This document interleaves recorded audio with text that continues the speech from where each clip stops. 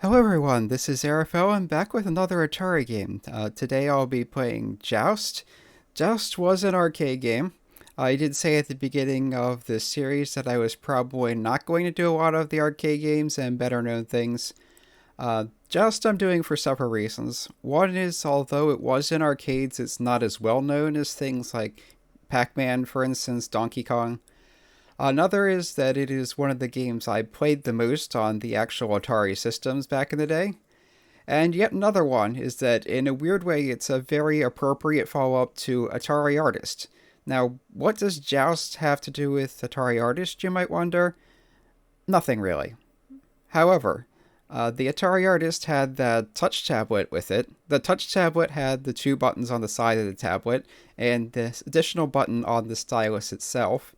It turns out that when you attach it to a normal game, such as Joust, the side buttons on the tablet act as left and right joystick inputs, whereas the button on the stylus itself is the joystick button.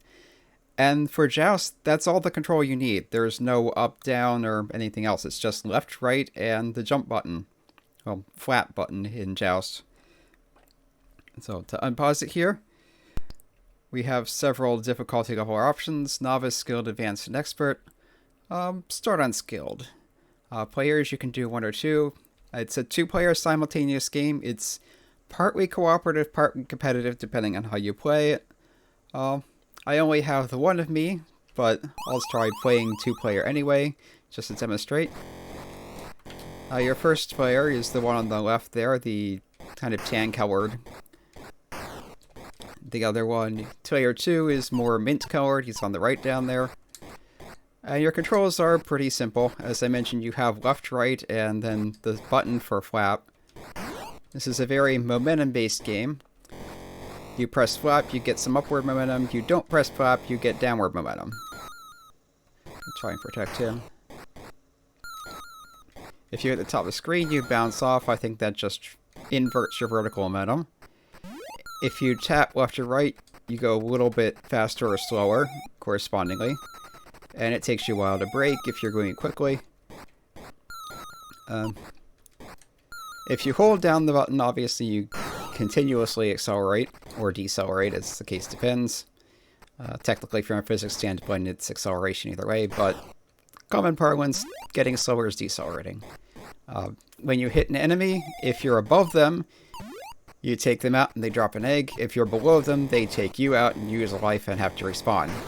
If you're on an exact level with each other, you bounce off of each other and go in opposite directions.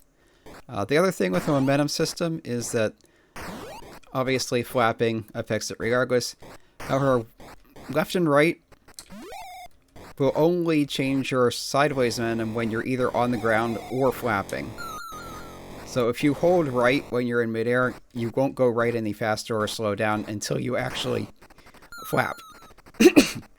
Excuse me. Player 2 got hit. Player 1 got hit because I was being careless. And your enemy birds are kind of dumb, especially the red ones, because I'm not playing much better myself. If you get hit, you regenerate on one of these pods.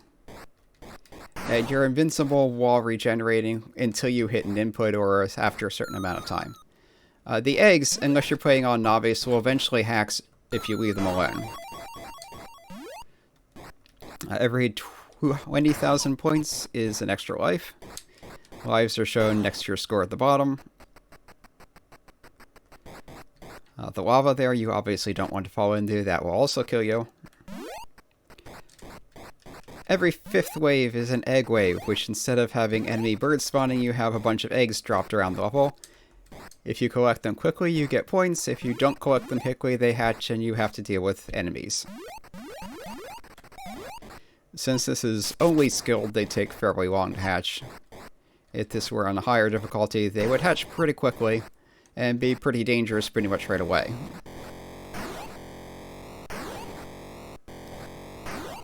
Other special waves, sometimes you'll get what's called a team wave. In a team wave, you get bonus points, both players, if you don't kill each other that wave. If you're playing single player, that's just a survival wave. Survival wave, you get bonus points if you don't die. There are also occasional, if you're playing two-player, gladiator waves. In a gladiator wave, you get bonus points if you kill the other player.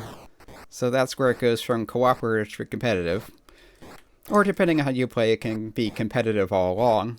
You notice after a few levels, there's this hand that starts sticking up out of the lava, trying to drag things down. The higher the level you get to, or the higher difficulty you're on, the more aggressive it becomes. The harder to break away, the higher it reaches. At this stage, it's not really a threat. Oh, and then there's the pterodactyl waves. And I misjudged that. If you hit the pterodactyl lance to beak, I guess, and you're lined up properly, you will kill the pterodactyl, get a bunch of bonus points. If you're not lined up correctly, it kills you. Heck, if it touches you at all, it kills you, unless you're lined up for the perfect shot. I'm going to try that again. Nope. And I'm pretty sure it's pixel perfect, so. Pixels are bigger on this than are on modern systems, but even so, not easy. I used to be not great at it, but moderately good. And it seems to be tracking player 2 and getting stuck, which is fine by me. Nope. Player 2 is out of lives, so player 2 game over. And I think I'll just keep going till I run out also, and stop trying to kill that guy because it's not working out.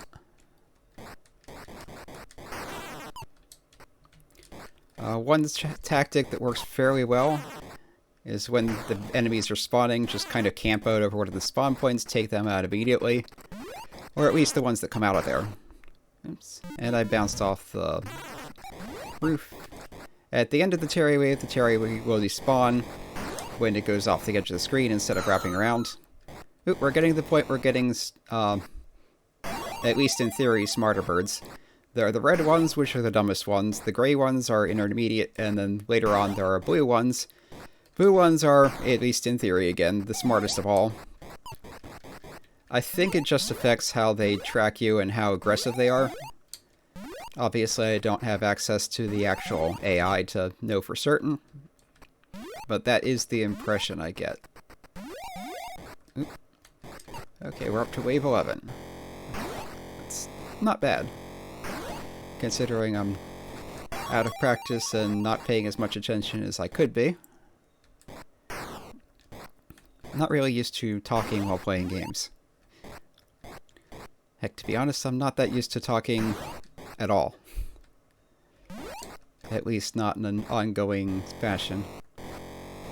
Which is part of the reason I'm doing these videos in the first place, to practice just saying what's in my mind, and getting out and not garbling my words.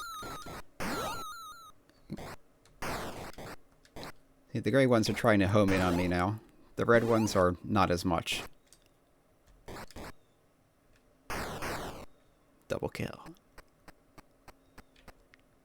Come on down.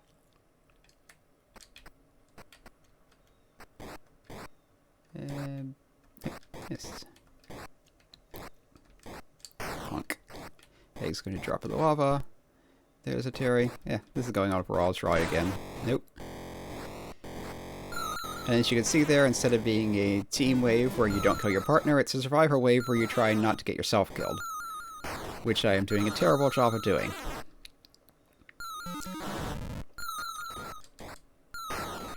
The game is over.